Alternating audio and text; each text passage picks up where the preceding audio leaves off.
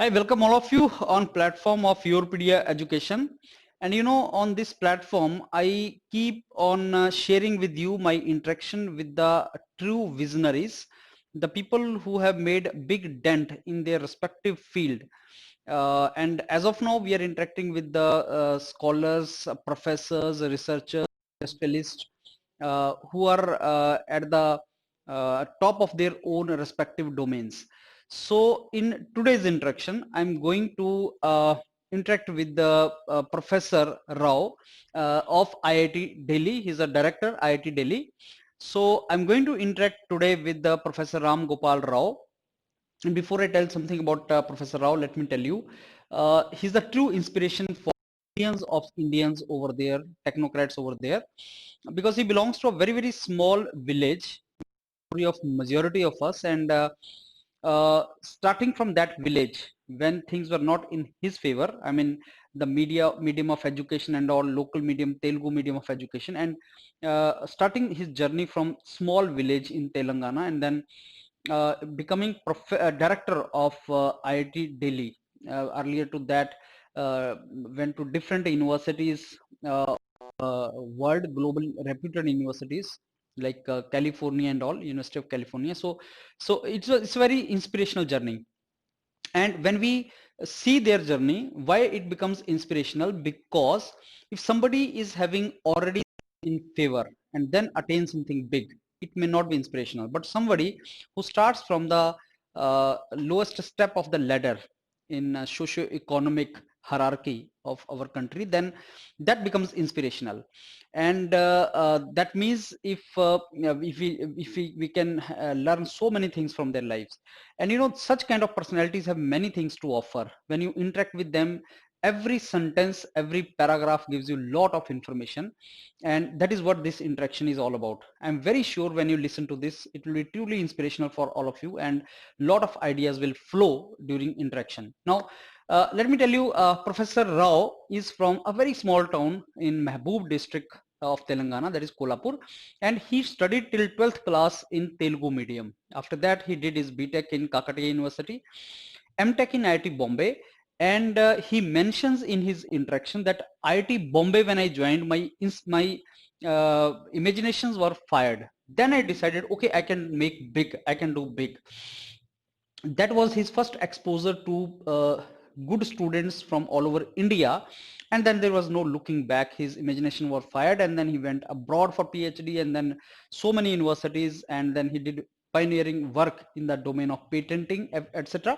So that is how he explains it. Then he did his PhD from Munich, Germany, and then postdoctorate fellowship from University of California, LA, USA.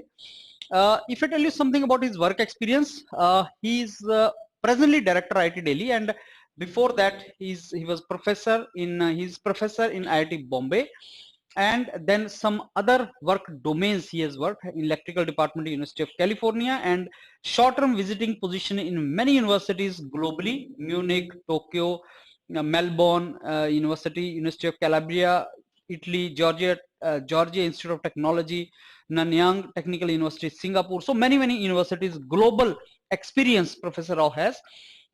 I interacted with him, and some of the very important crux points which you will enjoy listening from him are that he says, do not publish paper for the sake of publishing. When we do PhD, first we identify the problem in the lab. We go to the lab, see the research papers, see what is the gap, and do the research. That research may be good for publishing, but this research may not be solving some real life problem.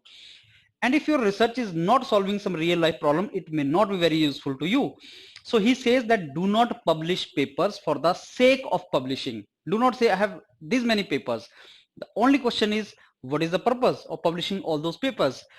Research and patenting, and let me tell you, Professor Rao is the authority in patenting. He has 45 patents to his name, if I'm not wrong, till date. And majority of these patents are commercially viable. That means you can sell them, that means you can earn through them. That means these patents were based upon the real solution to the real world problem. That is the meaning of it. So R&D means, I heard from him, relevance and delivery. Research and development means it should be relevant and it should be delivered, it should solve some problems. Research problems should be found outside the labs. You should find the solution to real world problems. Entrepreneurship will develop through this entire thing. If you make real research, then entrepreneurship will also develop. Faculties in basically IITs, premium institutes should make patents, sell the patents, earn for themselves also, earn for IITs also. And in one of the very good example, he says that why Lakshmi cannot come to Saraswati. Saraswati is education, Lakshmi is money. So why professors cannot earn money through this? Professors are full of knowledge, so why not selling their knowledge in the form of patent and all, and earn money also? So he has so many patents to his name. They are available on the website. I have just mentioned. So first to 45, the entire patent list is there. So we have discussed many questions. We have interacted on the patenting. So whatever my interaction points were, his journey, online semester, methodology of online learning, offline classes, and nano electronics. Yes, in IIT Bombay, he's a chief investigator of nano electronics center of excellence. So we discussed about that and about the patents. Then I discussed about him that how the research should be identified, how a problem should be identified. And he says that largely the quality of research is decided on the basis of the problem, the way you identify the problem. If the problem is a real life problem and you solve it, research is patentable. That is what his view was. And then I talked about patentable research, need of industries, academia, industry problems, how certain more legal aspects are to be done. Then we talked about why less patenting in India. There is a sort of comparison where India files very less patents. India files 50,000, China files 15 lakh, 30 times more than India. So that is what we discussed, and how patenting we can proceed forward. So then I asked about is it possible to basically do something more in the field of patenting or something. That is what we discussed. Some more interaction points were related to Foundation of Innovation and Technology, and why it was registered as society. Then Techno Park in Sonipat, IIT Delhi has a Techno Park in Sonipat, and students and faculty should move out of IITs and find out the problem, real life problem. This is what we discussed, and how to find out, how to identify best brain in teaching. And IIT Delhi ranked 193 in QS ranking. That was the next point of interaction. So I'm very sure you are going to enjoy this interaction. My request to you is that you must listen to such visionaries, and I'm very sure their ideas will also ignite your minds and fire your imagination. So let's go and interact with Professor Rao. Welcome, Professor Rao, and thanks a lot for giving me opportunity to interview you, sir, today. Thank you very much. Thanks for having me. Okay, Professor Rao, I will be interacting with you in your three capacities, sir. One, you are professor par excellence, and you are a researcher, professor IIT Bombay also, and another designation as director of IIT Delhi, administrator, and third is related to your research and patent experience. So I'll be interacting you in these three main domains, sir. So my first, I have made some kind of homework, sir, before coming to the interview related to your profile. And normally my first question is related to the personality itself. So Professor Rao, you started your journey from a very small place, Kolhapur, then to IIT Bombay as faculty, and then IIT Delhi as a director. So I want you to tell us briefly about your this journey, sir. So I come from a small, I would call a village. It's about, when I was growing up, there were about 5,000 people. So it's a small town kind of a thing. Kolhapur, it is in Telangana state, in Mahabubnagar district, one of the very backward regions of Telangana. And I studied in Telugu medium, because in my village, the only school that was available was up to 12th, and it was all in Telugu medium. In those days, I graduated, in the 70s. It was always, the Telugu medium kind of a thing in those villages. Now there are English medium schools even in those places. And now they even have degree colleges. But at that time, it was always Telugu medium and until 12th. So I studied there with whatever was available. We did not have any teachers, because in a small remote village, nobody would want to come and teach. Anybody who comes, it is a government college. Anybody who gets a posting there would come there and keep trying for a transfer. So that is how the entire thing was. So we hardly had any regular teachers for a longer period of time. So it was tough, but I think we made use of whatever was the best that was available at that time. And like any graduate or any student in those days, so our goal was always to crack the local examination. There used to be MSET exam in Telangana. So we do the 12th, and then the MSET is in Telugu medium, so we could take that exam, seek admission in a local college in Telangana. And so until my BTech, there was nothing much to talk about. I was a good student. I was always, in the top uh, few in the class, in any class that I went to. And and after my BTech, I think I then realized that that is when I came to know about IITs, and I wanted to go to IITs. That my aspiration for getting into IIT at that time, for me coming from my lower middle class kind of a background, for a village sort of a background, I think getting a government job was the ultimate thing. There was no other ambition, no other goal in life. You get a degree and get a job and live happily. That was how it used to be always. And so I joined IIT Bombay and for my master's MTech in microelectronics. And that is when I now started to think differently. And so my ambitions also grew, and I also became aspirational because I could see that there were other students in the class. I could also benchmark myself with the rest of the students who came from all over the country in my class at that time, and I could see that I'm not bad. I'm good. And then I thought, why not aspire for something bigger? And then after my MTech, I went abroad to Germany for a PhD. And after my PhD, I had a very quick PhD. I could finish my PhD in Germany in about 2 years' time. And so after my quick PhD in Germany, my professor also was very happy in Germany. So he recommended me to University of California in Los Angeles for a postdoctoral position. So I went to UCLA. I spent a couple of years there. And that is when IIT Bombay, because that was my alma mater, and my professors there were also very happy with me.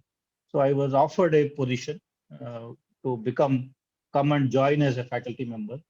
And so I moved back to India in 1998, August 1998.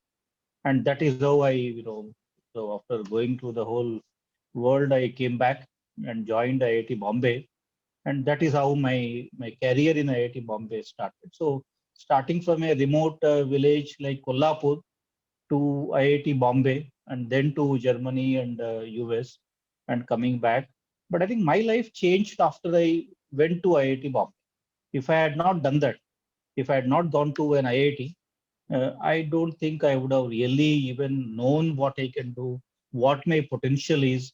I would have remained, I would have worked, found a job eventually. So I would have been there somewhere. But the turning point for my career came when I joined IIT Bombay. That's why when I tell students, I also tell them, come to IITs. You might want to go abroad, you might want to do anything, but see what IITs are, and go after you come to IIT. You can go abroad, but I think come to IITs once, spend some time, and because that will give you a platform. Because IITs, at the end of the day, all the brightest minds come there. So in the class, you get to see, some of the most brilliant people, and you know where you stand when you compare yourself with them. You know where you stand, and that gives you confidence. And in some cases, you might lose confidence, which also can happen in some cases. But in my case, I became more confident after I went to IIT Bombay. And because I could see that I am no less compared to anybody else, my English and all that, I got introduced to English after my 12th standard. Because English was for us was a third language. But once I went to IIT Bombay, it was all fine. I thought, I can overcome whatever limitations I had, and I could aspire for bigger things in life. I think it's very important. Right, sir. So you truly said, Professor Rao, that once you join IITs, your imaginations are fired, and you sit with the best brain in the country, and then you realize that, okay, I can do better, and that is how it all goes. Professor Rao, my next question to you is, you also represent IIT Delhi as director, and IIT Delhi recently has been ranked among top colleges in the world QS ranking also, which I can see on the website also. Sir, this is also Institute of Eminence. I want to ask you, sir, how IIT Delhi is different from rest of the IITs in the country? IIT Delhi, when in fact, my reason for coming to this position is also because of my frustration. So I was a faculty member at IIT Bombay before I came here for something like 16 years. And, uh, and I realized that IITs can do better. And in fact, even my own career as a IIT faculty member, usually what happens is you do a postdoc somewhere and you come back to the country with lots of problems because Correct. the research problems, what you were working in those countries, and you tend to continue on those same problems. Correct. That is what I also did. I mean, 1998 when I joined till about 2004, 2005, I basically continued on whatever I was working in the US. And most of those problems in the US were given by the corporates there. These were all problems given by the large semiconductor industries. And so I could carry those problems back to IIT Bombay, and I could again get into collaborations with the same companies in the US. So my first 6 years or 7 years, I was basically working on technologies which were what I was doing in the US. But then, it was fine. I could do very well. I could patent, I could transfer technologies, licenses. I could do all of that. And all of that was fine.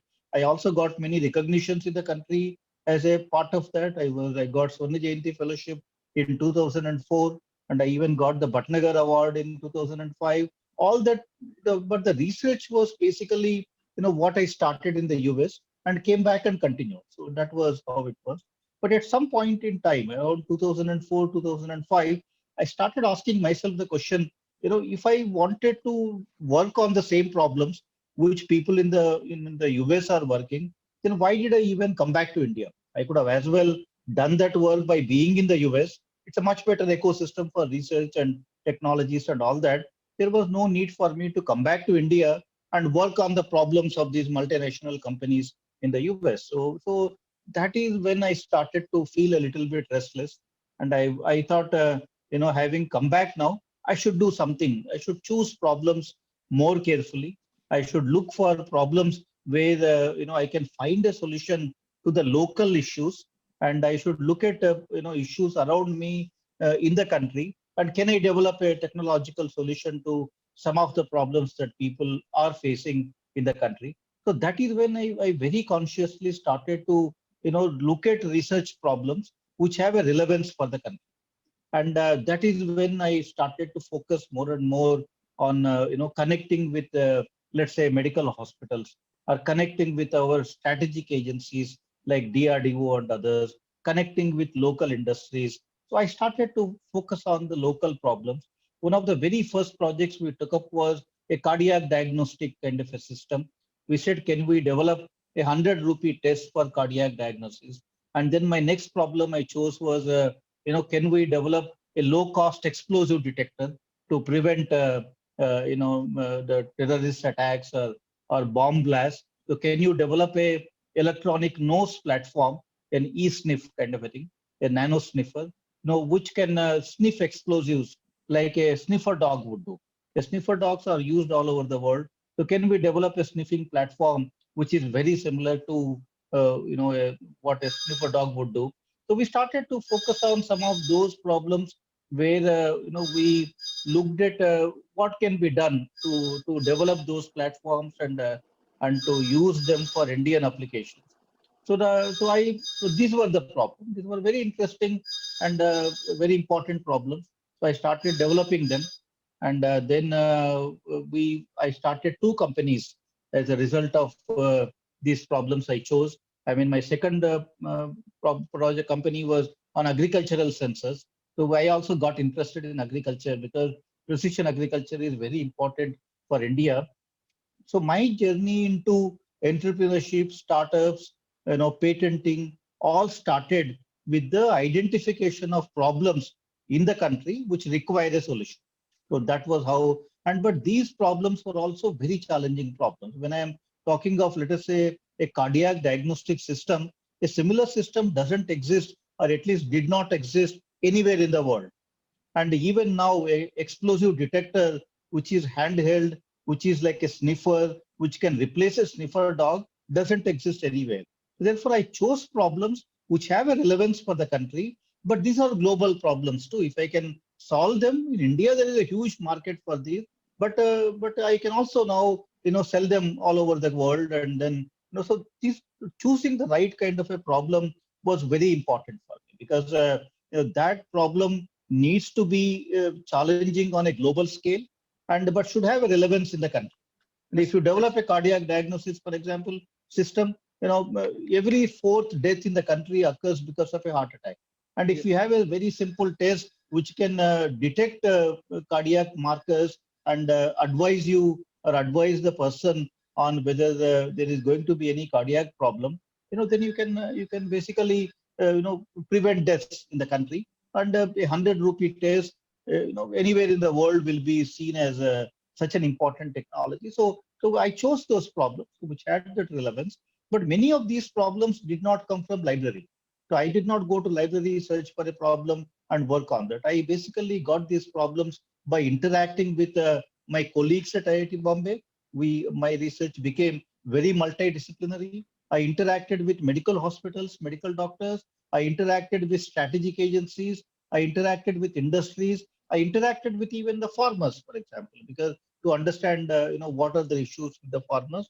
So that is how I started choosing problems, and then my research became much more interesting. And all these problems, if you can write lots of papers. It is not that these are all problems where you can only develop a prototype and you cannot write papers. In academic system, it won't work. If you choose a problem where I cannot do research, I cannot write papers in top journals in the world, my PhD students cannot graduate, and there is no satisfaction. There is a peer kind of a problem, because nobody will see you as a great researcher if you're not able to write those good papers. But I think research should not end only as publications. Yes. I might have hundreds of papers, but if out of those hundreds of papers nothing came out as a solution to anything, and if nobody can use those things in the society, at least to me as an engineer, I would feel a bit disappointed That's with that. that's So I chose problems where I can write papers in the world's top journals. I can also guide PhD students on those problems. They also can find careers and build their careers. But at the end of the day, there is a system to solve a problem in the society. So that is that's good. how I started That's managing my research, and to multiple startups, multiple patents, high quality research publications, many PhD students. I think that's I keep telling people that choice of the problem is what decides, everything. a good researcher from a not so good researcher. So that is very important. That's right. Professor Rao, my next question, I think partially you have answered, sir. My next question was like you are one of the very few researchers in our country who has 45 patents in your name, and largely maximum of them are commercially viable and they are being used commercially.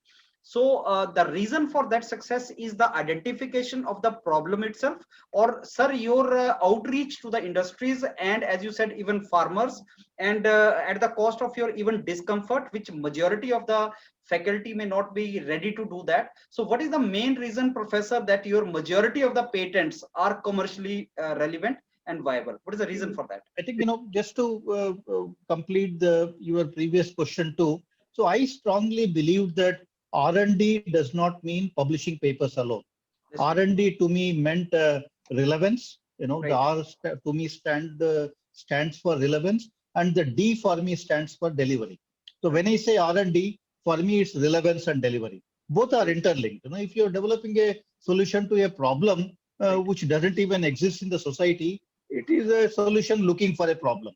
Right. Nothing much can come out of that. But if you have a solution to a problem in the society, then the delivery also becomes important. Somebody will take your technology and take it forward to solve it. So therefore, to me, that relevance and delivery part of it is very important. And that is what I strongly believe in. At IIT Delhi, if you see in the last 4.5 years, what we have done, This is basically what I have done. Whatever individually I have gone through as a researcher is what I try to do at the institutional level.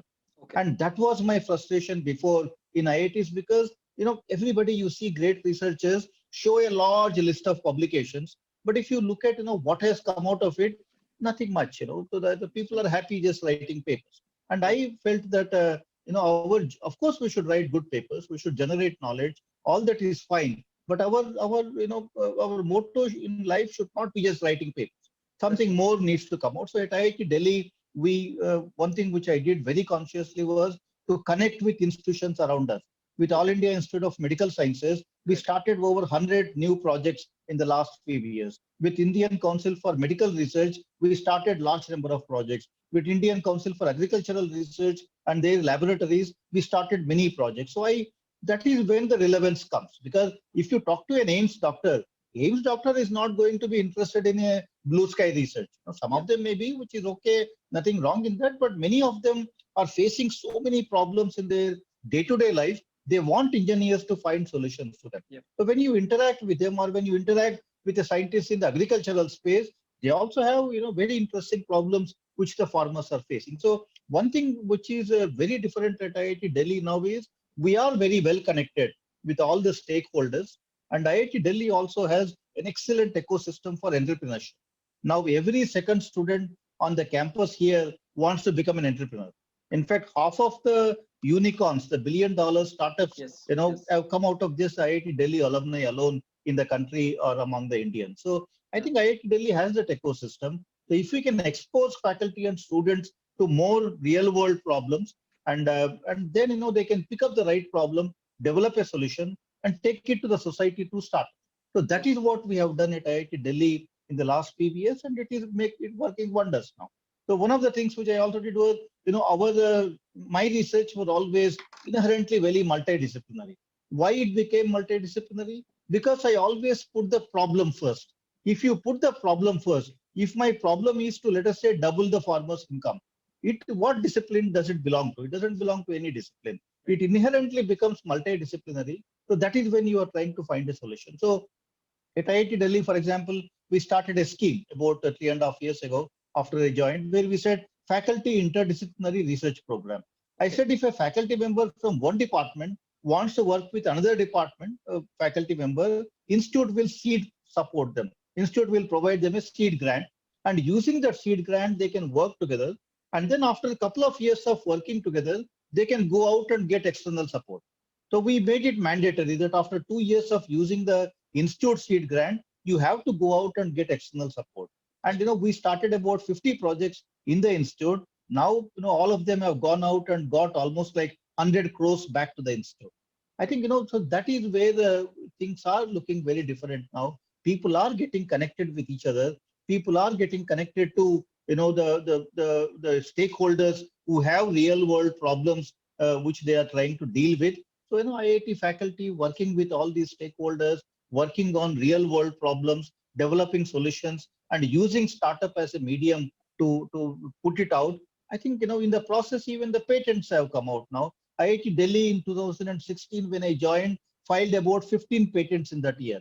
Now in 2019 we have filed 153 patents. So from something like 15, 16 patents to 153 patents in 2006 to 2019 is simply because we are now working on real problems, and the entrepreneurship has become so important, and people, unless you patent something, unless you protect the IP, nothing else will happen. I mean, there is no startup if you don't even have a IP registered on your name. So I think that is how the transformation has been, and that is how things are looking pretty good.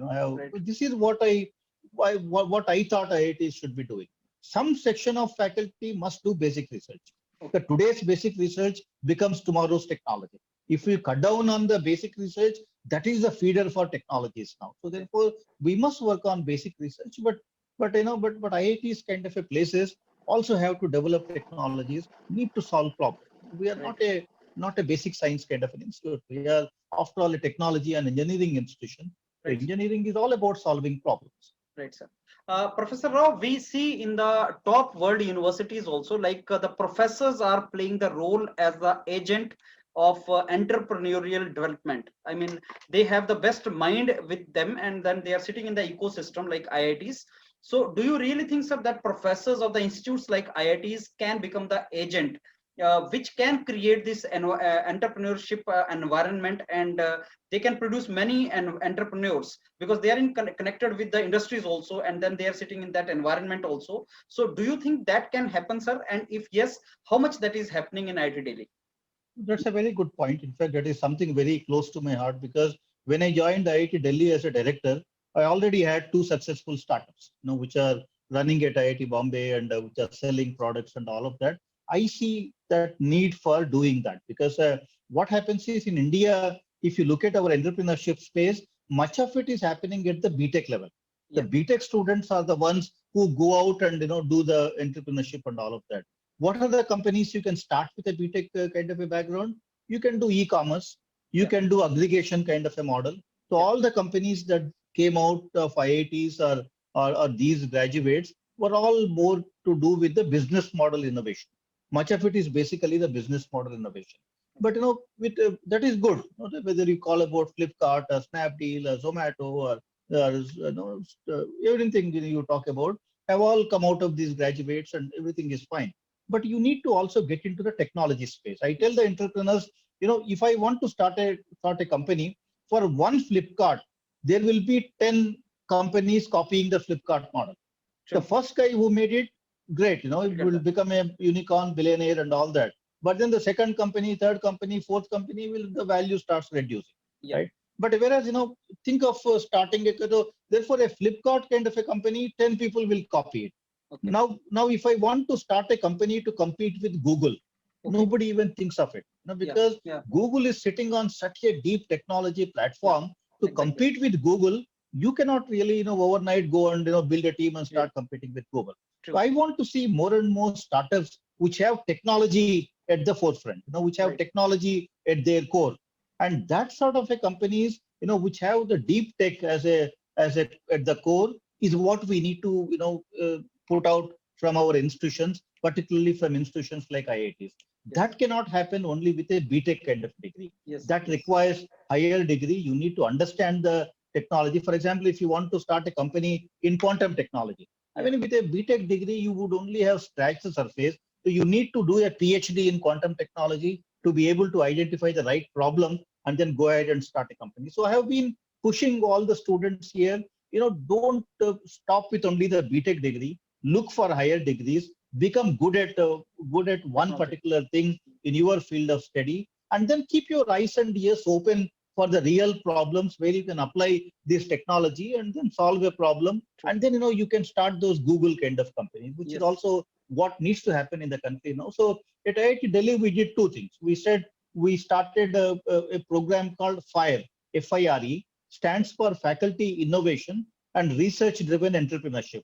Faculty Innovation and Research Driven Entrepreneurship. Under that program, if a faculty member says, faculty members are all doing research. If a Yes. faculty member has found a solution to a problem, institute gives them grants to convert for the translation research so that they can build a prototype. Institute gives them leave, 1 year of sabbatical where the all salary is paid and 2 years of leave without salary. So faculty members can take a 3 year leave from their job and faculty members can get a grant from the institute. Within that time, along with their students who worked on that problem, can they start a company? Okay. So under the FIRE scheme, we are trying to convert faculty members into entrepreneurs. Okay. Why is it important? If when faculty members do that, then the PhD students will get excited. Because I have become an entrepreneur myself as an IIT faculty member, now I can see a whole chain of my PhD students who are also doing startups and who have that bent of mind now. Because Yeah. I think that is how it needs to start. We need Yeah. to, in this country, particularly, to push the faculty-led entrepreneurship because these entrepreneurships will be, these enterprises will be more deep tech because faculty members would have done research before they do anything like that. So therefore, they will have a strong technology component. And when they do that, then the PhD students would also follow suit. And that is how we, go to that next level in terms of entrepreneurship ecosystem. We also started a second program called PhD Incubator. What is a PhD incubator? The capital P, capital H, capital D, and we called it platform for harnessing deep technologies. That is what we call the PhD entrepreneurship. My goal here is, anybody who has a technology idea, and that technology, if it can help solve a problem, then you become an entrepreneur in that PhD incubator, and you get a stipend, because I am targeting more and more PhDs to become entrepreneurs. Now, where PhDs happens at a slightly later stage in the life, and once you graduate, there are pressures to get married, and then you get married, and your ability to take risk goes down. And as a result, now many of them tend to choose for a safer option and find a job kind of a thing. Yeah. But we said for any graduate who has a higher degrees in terms of their qualifications, and we have a technology idea, could even be a PhD. Now under the PhD incubator, they get a fellowship. Okay. They get a fellowship of almost like 75,000 rupees per month for a period of 18 months, and they also get again a grant. So using that fellowship, and we even provide them accommodation on the campus in a small flat where they can even live with their families. So we are doing it in our Sonipat campus. So now what else one can do? So now you are at a slightly later stage in life. You have an idea, which is all screened through all the processes and all that. Then we get that person to the campus. We give them accommodation. We give them lab space. We give them a fellowship. Right. And then we even connect them with the industries so that they can convert that idea into a prototype and then make a company. So we want to see more and more such companies happening in the deep tech space from the PhD incubator, so which is again what we are trying to do now. And so therefore, I very strongly believe that faculty members doing entrepreneurship, PhD students are the deep tech entrepreneurship ideas is what the country needs to, in a way promote. And that is what we are trying to do at IIT Delhi. And I always say that, Saraswati and Lakshmi, the two goddesses we worship, Saraswati for the education, Lakshmi for the wealth. Now we need to be able to see the two goddesses together. Yeah. I think that is very important, because, otherwise what happens is if you look at a typical Bollywood movie, when you look at a professor in a Bollywood movie, the professor is supposed to be very poor.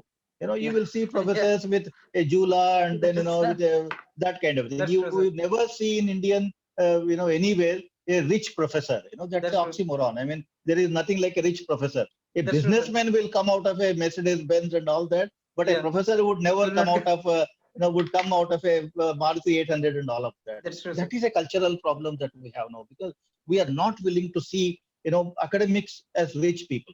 And we have always kept the two things separate.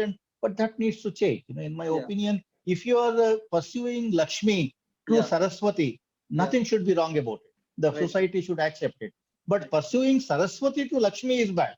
But that model we have already enabled. Saraswati to Lakshmi, there are so many private colleges charging a capitation fee. You can get whatever degree you want right now. But the other process is what we should have encouraged. That is what we are trying to do. And we need to do that. Otherwise, in US, for example, a smart professor is what? In US, smartness is always associated with wealth. In the US, you will never say that guy is smart but poor. It doesn't work like that. The smart and wealth are all associated equally in a US kind of a system. In India, it doesn't work. I think these are the cultural changes that we need to change. So we need to promote entrepreneurship activities among our faculty members, among PhD students. I think that is very important. And I even recently wrote a kind of a concept paper for UGC, so that this model can be implemented in the universities in the country. In many universities, it is still not allowed. Faculty members are not allowed to start companies. But we recently wrote a concept paper, and hopefully UGC will implement it across all the university system in the country. Okay. Professor Rao, this is a great idea where you are trying to bring Saraswati and Lakshmi together, sir. But my question to you, sir, is that don't you find there is some kind of clash of interest here because the primary activity of any professor is research and teaching. So when we expect that entrepreneurship model professor will be working on, don't you find, sir, there will be some kind of compromise in his main domain of activities? There should not be. Because when you do research, what is the outcome of research? Outcome of research, if you see as publications, right, sir. Right? That is what we have been doing all along. But if outcome of research is to solve a problem, Right. right? Now you have found a solution to a problem. Let us say, I have a solution to detecting explosives, like what a sniffer dog would do. I have a e-nose kind of a platform. Now, what do I do next? After that, what do I do? In Right. India, unfortunately, there are no manufacturing industries. There aren't even any high-tech industries in the country. Right, sir. Now I will have to wait for an industry to come forward, take my technology, and then put it out into the market. We Right, have sir. been waiting for 60 years in this country, to expecting industries to collaborate with academia, take our technologies, and put and give them to the society and all that. But nothing has happened. I think how many industries are collaborating with academia and to take their technologies and then make them available to people in the society. That model hasn't worked. So our only way this will work, the delivery part of it will work, is to the startups. Right. Otherwise, India, remember, is also known to skip generations. When it comes to mobile phones, we skipped the landline generation completely and went to the mobile. And when it comes to even automobiles, for example, we have skipped almost the hybrid generation and directly switching over to the electric cars. And when it comes to the academia industry collaboration, I think we will skip that completely, because for 75 years we have tried that academy for whatever, since independence. For so many years we tried, to bring academia industry together. Hardly anything happened in this country. Now, what is the best way we have found? The best way is you do research, you start a company, and then you put it out into the market. So therefore, Yes, sir. this model of switching the conventional academia industry collaborations and use startups as a medium to put out your technology into the society is a new model for Indian academic institutions. And That's true. and this also can turn out to be a good financial model for the institutions. Very true. Imagine if a Google-like company comes out of IIT Delhi, IIT Yes. Delhi holding equity in that company. Yes, yes. That 5% in a billion-dollar company, we That's don't true. have to go back to government for any fund. So Very true. therefore, this is a model that we need to promote, and the conflict of interest is very important. So you need to have at IIT Delhi, we have a Senate approved policy for conflict of interest. Okay. And you need to trust the faculty members. I run two companies. I hold equity in those companies. I am chairman of the board of directors in some of those companies. I am director in some of those companies, but not a single rupee from that company comes to me. I don't take any money from the company. And that is a conflict of interest. If I am, as a professor, start a company and start getting paid from that company, then there can always be kind of issues in that. But you can hold equity in the company. And when the company is sold out, you make your money. But all of that is legal money. Everything is done through the IIT process. My interactions with my startups are all on paper, are all based on the policy that is in place between IIT and that company. So therefore, everything is transparent. Everybody knows what we are doing. As long as things are transparent, there is There's no issue. no problem. As long as you have a good policy for conflict of interest, everything is fine. So I think we need to do that process, and we need That's to true. sort out these problems so that it can happen more and more. Yeah, just now you mentioned, Professor, like 50% of all unicorn companies in country were produced from IIT Delhi, and rightly said, had they started from the campus itself, you would not have required any finance from the government. That's true, sir. Professor, my next question to you is, can BTech, MTech, and PhD student initiate their own companies being in the campus as of now? Is that possible? Yeah. So in fact, our big challenge in IITs right now is a second year student wanting to do a company, and in the process neglecting their studies, Yes. and failing in the program, but the company is doing very well. How do you So deal with such students? Yeah. So this is also a problem, and unfortunately, there will always be issues. And whatever you do, whether it is faculty starting companies or students starting companies, all these processes are enabled now. And they are enabled, but there are black spots here and there. But it's very important for all of us to identify those black spots and deal with them individually. Very often what happens in our systems is you find out of 50 such cases, there is one problem, and then we start making a new rule to ensure that that problem will not arise, and then we start tightening the rules so much that finally these 49 companies will close down. I think that is, we always make rules keeping that 1% in mind, and in the process the 99% will suffer.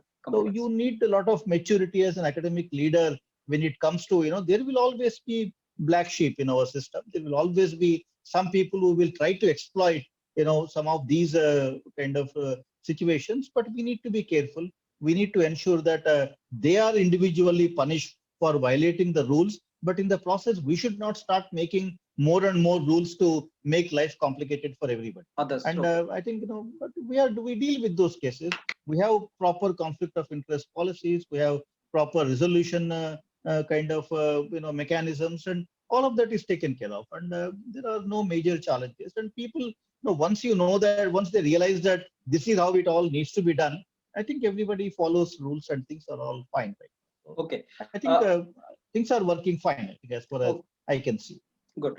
Professor, just now you mentioned that for 7 long years you were working on the problems given by corporates in USA, though you could get patented and you could even commercialize that, but that was not solving some real life problem in India.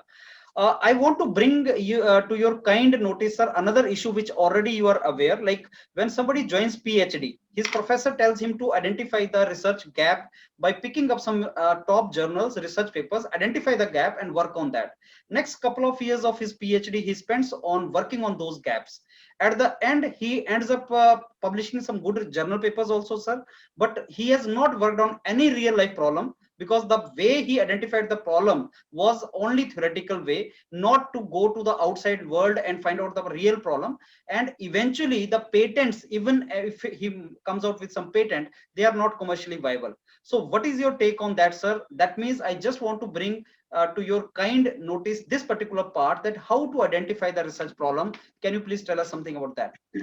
Now, what you said, the process of finding a problem, there is nothing wrong with that. Let me also be very clear. Some people should do that. I think you just go and find a nice problem which you are excited and publish some good papers. That is how the knowledge, the boundaries get pushed, and that is how the knowledge advances, and that is how you generate new knowledge. Which is, I have nothing wrong with that.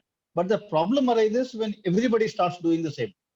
If out of let's say 600 faculty in IIT, and out of some 3,000 PhD students in IIT, if all the 3,000 PhD students are finding their problems from the library, and then all of them are only writing papers, then when somebody asks you, you've been doing all this great research in the institute for so many years, so many papers, so many citations, so many patents, but what has happened after that?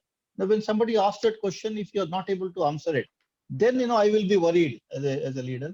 So therefore, I think there has to be a nice proportion. I think not everybody, while some should do that, and that is good, advancing the knowledge without any personal motive attributed to that, which is good. I think some should do that. So but at least some section of our faculty and students need to find the real world problems and find solutions to them.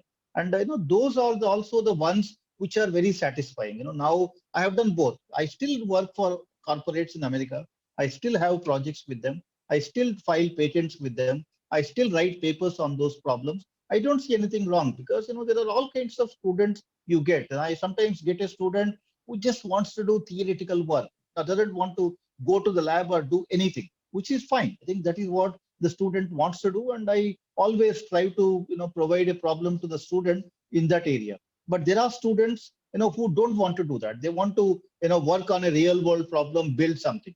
So therefore, you get students of all kind of types, all kinds of attitudes. So we need to cater to them. But the problem always is if you do only one type of things and not balance your research properly, and that balance is the key. And I think at least I have about 30% of my students working on problems given by, let's say, multinationals, and I have now at least 70% of my students or 60% of my students working on developing high technology solutions to problems. For example, solving the agricultural problem in India. I can tell you, you can spend your lifetime in solving that, and you can file an infinite number of patents and write large number of papers and all that, because these problems are so complex. Now, how do you, for example, can I develop a simple solution which a 10th class graduate or 10th class pass in a village use to measure, let's say, micro and macronutrients in the soil, or do the soil health monitoring? Now, to do the soil health monitoring and advise the farmer what is the fertilizer to use, or what does the soil require, I can tell you, there are no solutions to that. Even today, the soil is sent to the soil health laboratories, and it takes a long time, and nobody really trusts that process, and it's really not working. So, can we develop simple, low-cost solutions for soil health monitoring, and move more towards precision agriculture, kind of technologies? And these kind of problems, you can do everything. You can do high-quality research, and if you develop a solution, so many farmers can benefit from that. Therefore, choosing the right kind of a problem is very important. Another way you can choose problems is, like I was mentioning, work with the strategic sector. Now, if you talk to DRDO, for example, DRDO is developing technologies in such a wide, varying, applications for the Army, Navy, and Air Force. And similarly, ISRO, for example, there are so many problems. So if you connect with ISRO, DRDO kind of agencies, or even DAE kind of agencies, they all have funding schemes, and their problems are always something which will be useful in development of these technologies. So that is again another way you can find good problems, by interacting with scientists from ISRO, scientists from DRDO, scientists from even armed forces, so that again are scientists from DAE kind of organization. So that is another way you can find a good set of problems. Interactions with industries again. That is where industry academia collaborations will help, because they will give you the right set of problems. Or interacting with the other one of the four ways I always say to, or just observation in the society. If I am walking to my office, I see these huge lawns in IIT Delhi. How do you water them? We have sprinklers, and then you are basically sprinkling, and then the gardens are all maintained kind of a thing. But but the water is a huge scarcity in the country. Maintaining these gardens is a luxury for any institution in the country. How do you know what is the optimum water that you need to use for the garden? Or have you measured the soil moisture? By measuring the soil moisture, can you control the sprinkler? That as soon as the soil moisture is reached, which is 10% or 15% soil moisture, which is sufficient for that particular grass, can you shut off the sprinkler? That will require you to develop soil moisture sensors, which are very low cost, integrate them in the garden, and with that control your sprinkler, you would save so many liters of water. And that is what we need to do. Imagine the amount of water you can save in a garden in IIT Delhi, and imagine the used in golf courses to maintain their lawns, and places all over the country. And imagine the amount of water you will save in the process. So these are the problems you can identify through observation, because there are so many problems around us, and if you can deeply study them, understand them, and if you want to find a solution, that can again become another very interesting way to find problems. So I thought, so going to library, finding problems, writing papers is one way, but there are three other ways through which you can find problems. One is observing problems in the society, one is interacting with strategic agencies, one is interacting with the industries. I think those channels also need to be opened, and people need to work on those problems too. I think the diversity is important. I think when you do that, lots of interesting things will start happening in our academic institutions. Professor Rao, when we see the projects being handled by the faculties of premium institutes like IIT, what we find is that the projects are largely taken from other government agencies like DRDO, ISRO, Department of Science and Technology, or large MNCs or large corporate houses. Professor Rao, we know that MSMEs in India, which give the employment to very large section of our society, they do not have R&D section. But we do not find here that professors of premium institutes providing consultancies or handling the projects of these small organizations. So where do you find gap, Professor, for that?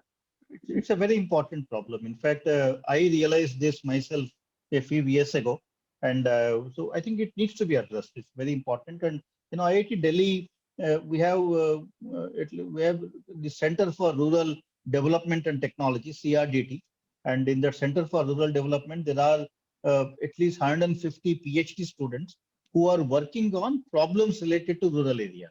Okay. That is one place where it happens.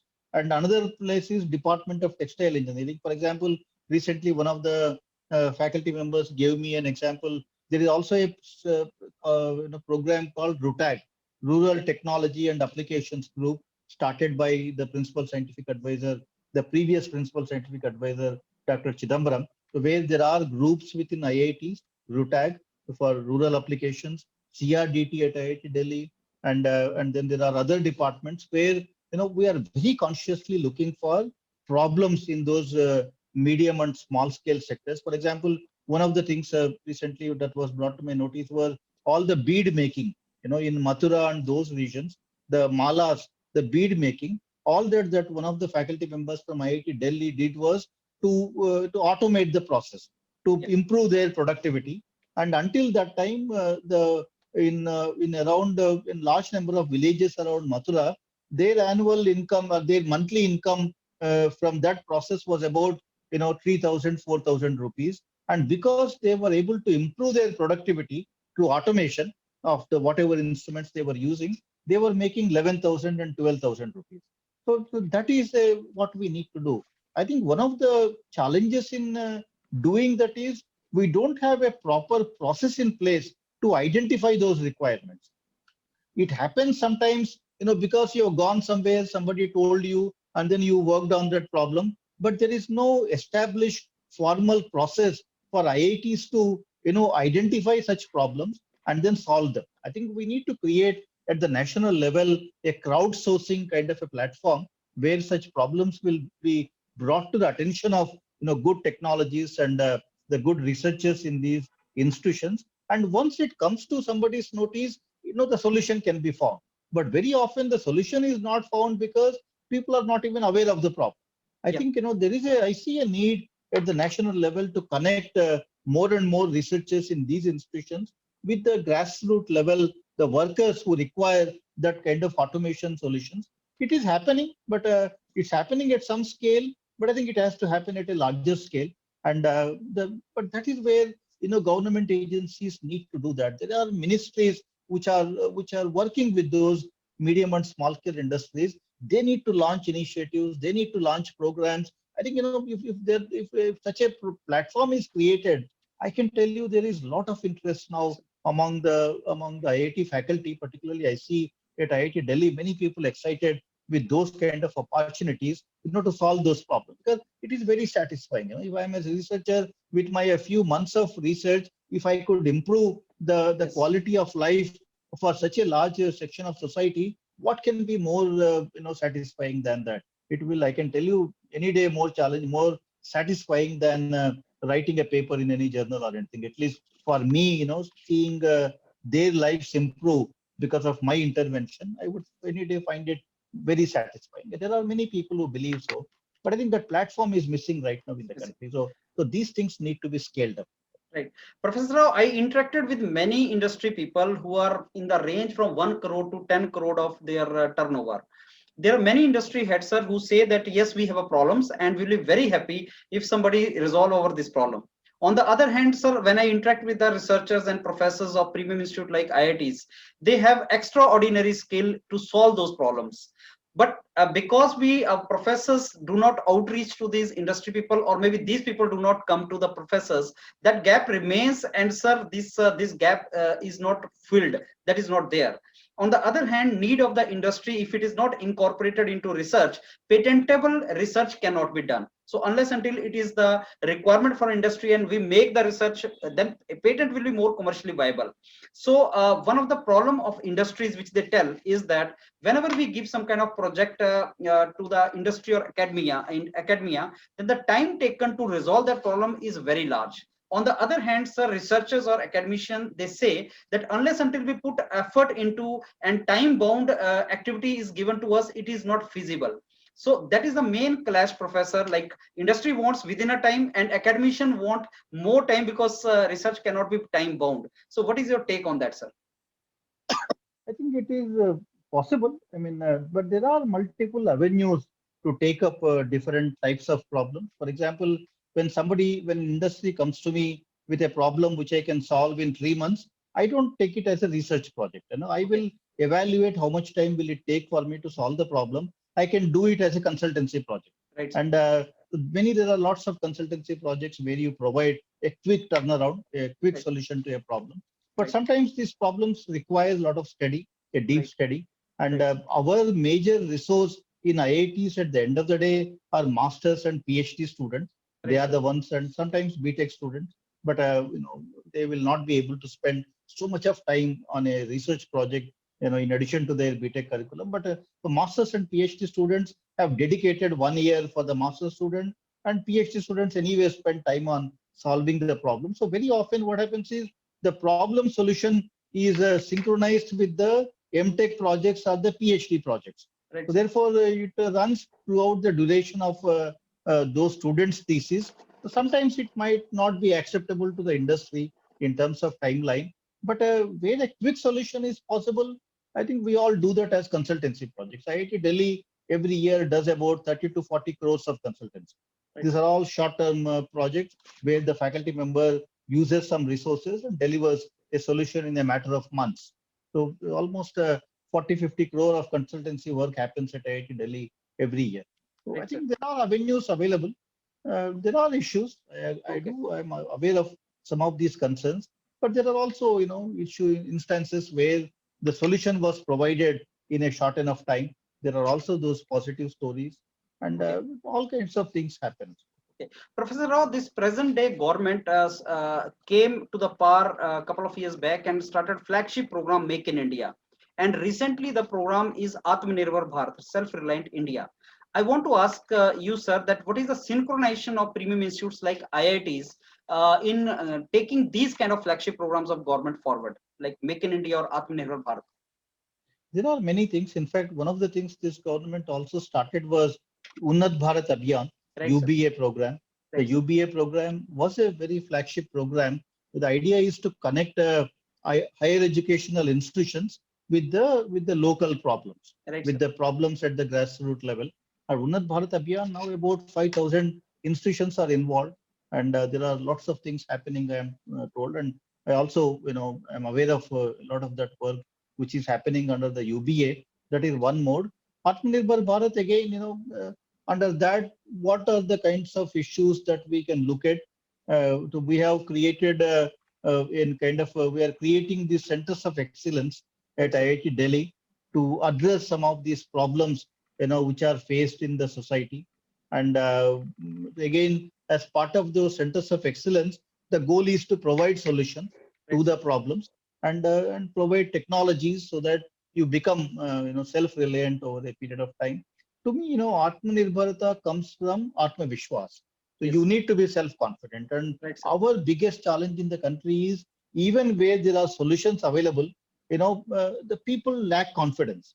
So in the process now, it becomes a little bit more complex to make a Indian solution accepted, as against what is available from elsewhere.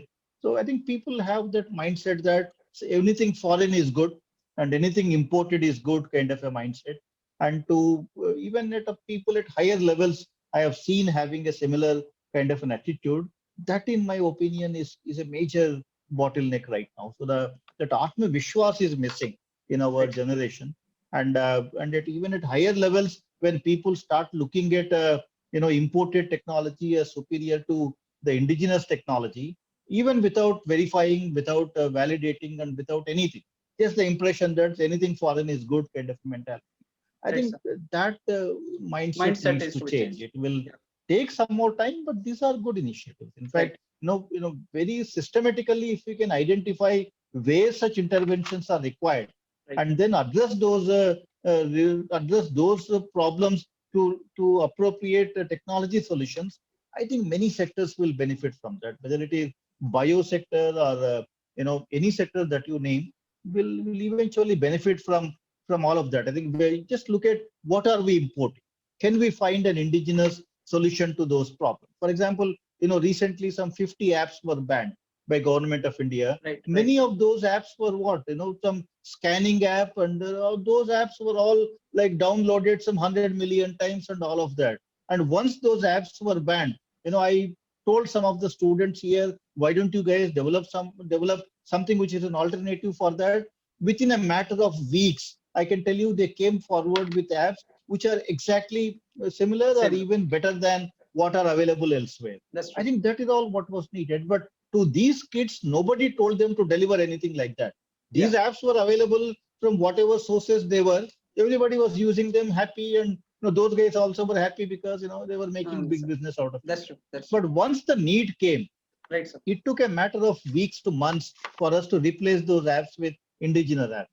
I think Right. that is the vision. That is the top-down kind of an approach. If we carefully plan, identify those sectors where we need indigenous solutions, the talent is there. I think the biggest challenge in India, whether it is academia or youth or anybody, is I think the finding the right kind of a problem. The processes are not in place for Yes. us to connect with the real problem or the right kind of a problem. And sometimes where it is a luck, by luck you find a good problem, you develop a solution. But Yeah. very often people who are capable of delivering solutions are not even aware of the problem. And that is a big issue, because show me one funding agency in this country where the agency gives you a problem and also gives you funds to solve. There Yeah. is no agency. That's right. And you write a proposal, go to an agency and get funds. Yeah. But that is your proposal. You have Yeah. identified a problem, you have assumed a problem and gone there for funding. Right. But no agency comes forward and says, I want you to solve this problem, and then here is the money. Yeah. That kind of agencies are very few Very less. and far in between, and that is what is causing the problem, because we have not connected problems with the researchers so far. We have connected funds with the researchers. There are many schemes, but problems with the researchers, we haven't connected them to That's any mechanism right now. So I That's think even in the national education policy, the NRF, which they are trying to create, is a good step in the direction. NRF, Yeah. for example, if you ask me what should NRF do, NRF should take money from ministries. Ministries should fund NRF. NRF money should not come from finance ministry. NRF money should come from the ministries. Ministries. They pull in the resources in the Right, sir. NRF along with the problems. Now, if the building ministry, road ministry comes and says, this is the problem I want the community to solve. Here is my money, and I want to fund projects to solve these problems. Just imagine, every year so many such problems of people working on them and solving them. Right. I think that is what that needs to happen. Otherwise, another agency which gets money from finance ministry distributes the money to faculty members based on the proposals they go Right, sir. with. I don't think that is going to. I think the top-down thing is very important for us to make a mark now in that space. Right, sir.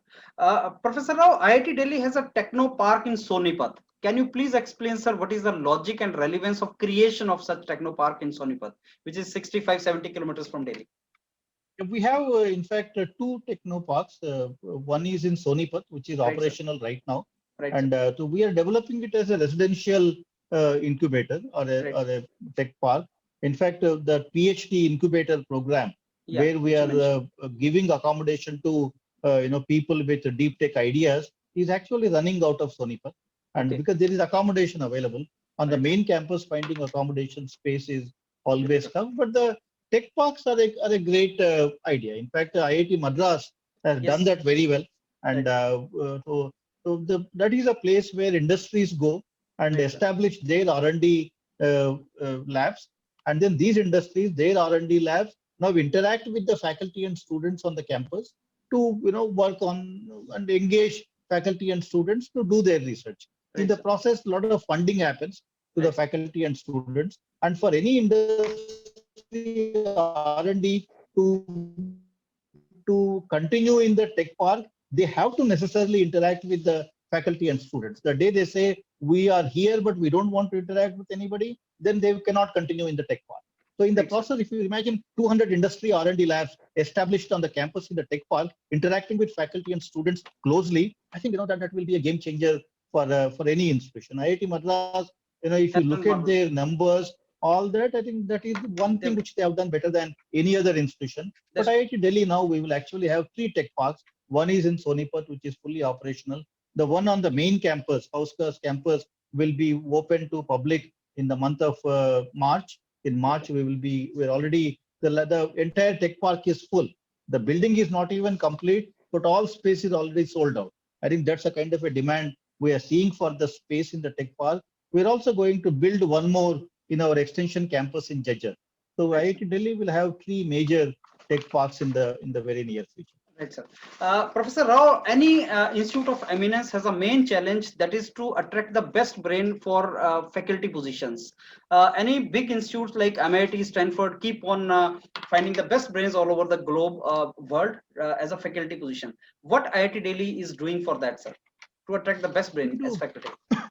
we do many things. In fact, we at least after I joined every year in the summer. This year we could not do. So we do a road show in the Okay, US.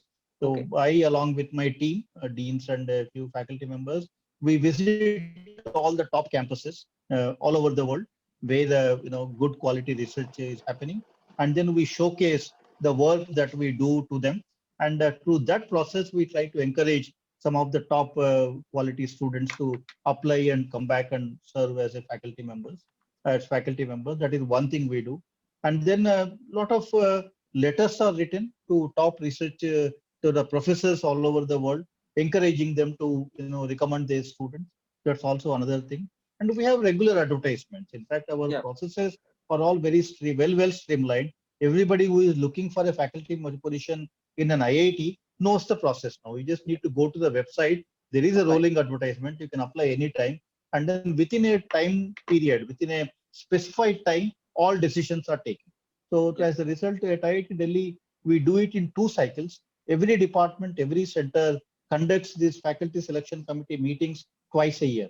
So every 6 months, we close all the applications that we have received. I think the process is all streamlined, and we are recruiting enough people. But our biggest challenge is IITs have always, remained inward looking. So to serve as a faculty member in an IIT, until now the requirement was you have to be an Indian or an Indian origin person.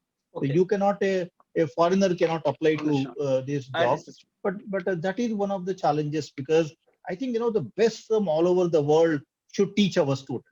That's So true. it should not be restricted to one nationality or anything, because we should be, if there are good people, well, whatever nationality they Yes. belong to, and if they want to come and teach our students, we should encourage that. I Basically. think, but somehow the government mindset that government jobs are only for Indians kind of a thing. So that Okay. was stopping us from recruiting any non-Indian origin person. Okay. But Mhm. now those rules are relaxed. So now we can recruit even any person of any nationality as Okay. faculty. There are still some restrictions, but that has changed now. So we are Okay. now beginning to look out for talent from all over the world. When we go these days, we tell them, nationality, no bar, anybody can apply. The only thing is you have to meet a certain criteria, certain quality for you to come and teach here. So now we are Okay. trying to open up the faculty positions, and which is Okay. very important in my Okay, view. okay. Professor Rao, I'll not take much time now, sir, but my last couple of questions are related to recent epidemic COVID situation. Related to that, my first question is, presently we are seeing the online semester. My question to you, Professor, is that will this online semester have some effect on the learning and career of the students which presently are studying? It is, I think it's a compromise. I Yeah, wouldn't say that it hasn't affected anything, because learning happens in an IIT kind of a system or in any system, particularly in engineering, through 3 ways. One is the classroom instruction, so that is anyway we have moved it to online. But the second type of learning that happens is in the laboratories. right, sir. Every course is associated with a laboratory. You learn by going to the lab and doing things with your hand. That is That's completely closed now. There is nothing like a laboratory right now. And the third kind of a learning is peer learning. right, sir. In a class, you discuss problems, you find solutions. I think that peer learning in IITs is one of the very major aspects, because you put all these brightest students in one class, they Right, learn from each other. That right, is also completely missing. So out of right, the 3 ways one can learn, I think 2 are disabled now. Only one right, is sir. enabled. Even that one thing which is enabled, we are like online 1.0. The technologies are all are so inappropriate right now for doing anything in an online way. So I think there are challenges, and Right, sir. using such primitive kind of online processes, trying to impart high quality education, nobody is happy. I can tell you, neither the students nor the faculty members. But you have no choice. If you Yeah, don't do that, then how long can you postpone? In IIT Delhi, we thought we will postpone semester and we will only do it when we all reassemble. But it doesn't work that way, because our academic calendars are synchronized with many things in the world. I think you cannot say that I will not conduct any exams, I will not hold any classes because it's not effective, and then wait until everything gets over. But we don't even know when this thing will get over. So as a result, we had to take recourse to some of these means, but it's not a very happy situation. I think in some cases people are okay. Management education, you can deliver it online. But an electrical engineering kind of a course with an associated laboratory and all that, How can that? not the same. Therefore, some departments are happy. They don't really find it as a major problem, though they are missing out on the learning on the campus. But some departments are completely disillusioned with the whole thing. But they have no choice. We are also getting better. I would say that compared to what it was 4 months ago, 5 months ago, the people have become now more used to this, and people have become more effective in online delivery. And people also know now what is that you need to do differently as compared to in-person kind of a teaching in a classroom. Right. So I think we're all learning, but I think it's never going to be the same as a regular, particularly for engineering curriculum. Professor, can we expect next semester offline, or if anything you want to comment on that? Will the next semester be delayed, or will it be offline or online? Anything on that? We don't know. I think this year, I don't think anything will happen. Anything will change. Right, so we are, at least I'm hoping that from January 1st, we can start the classes. If things look better, this is only October, another 2 months. If there is no more peak, if there no peaks occur in the infection rates, and if things are under control, I'm hoping in January we can restart the semester in the physical mode, but only time will tell. These are all things which are. Is it also affecting, sir, the intake of the students somehow, like in the courses, like research courses for MS, PhD and all? IITs, we don't have that problem. I mean, there are always, for every one seat, there are 1,000 people wanting to, get into. So we don't see that problem in IITs, but I'm sure that must be the problem in some other institutions. But in IITs, we have enough demand for the positions. Right. Professor, my last question is, like any student who aspires to be in premium institute like IITs, they have as of now a couple of options in India, starting from IIT Bangalore to IIT Bombay, IIT Madras and all. So why a student who aspires to be in higher education should choose IIT Delhi? IIT Delhi has its own culture. In fact, I can tell you the academic rigor in IIT Delhi is very high. It's everybody here takes academics very serious. That is one very important reason.